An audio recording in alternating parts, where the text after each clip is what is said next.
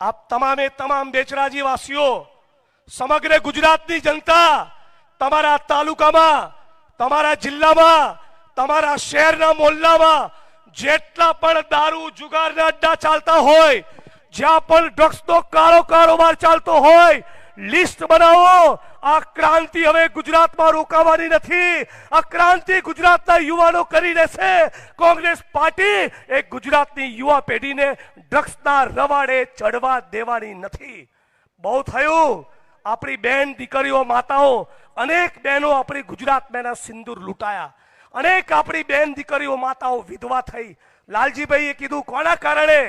ફક્ત 200-500 IAS IPS ઓફિસરોની લાંચિયા ભ્રષ્ટ વૃત્તિના કારણે। ફક્ત એક મંત્રીને કમાવું છે એટલા માટે। કાલે રાहुलजीએ ટ્વીટ કરીને કહ્યું, कौन है जो गुजरात के गद्दारों को बचा रहा है?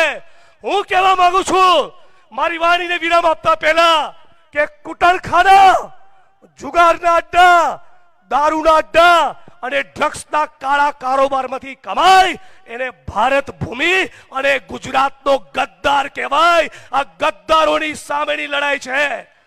અને ગઈ એફઆઈઆર આસામમાં કરી હતી, જા આ વખતે તોડી લેજો, અરુણાચલ પ્રદેશમાં કરી લેજો। તારો દંડો, તારી ગોળી, તારા કેસ, તારી જેલ બધા માટે અમે તૈયાર છીએ।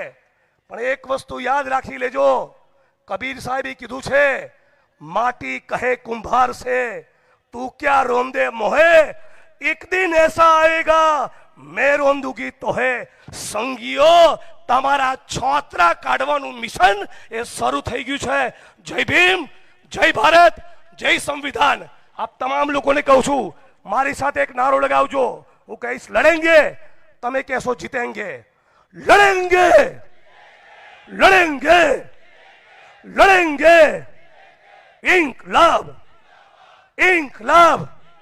ये धरती अपने आप की नहीं, किसी के बाप की। डरो मत।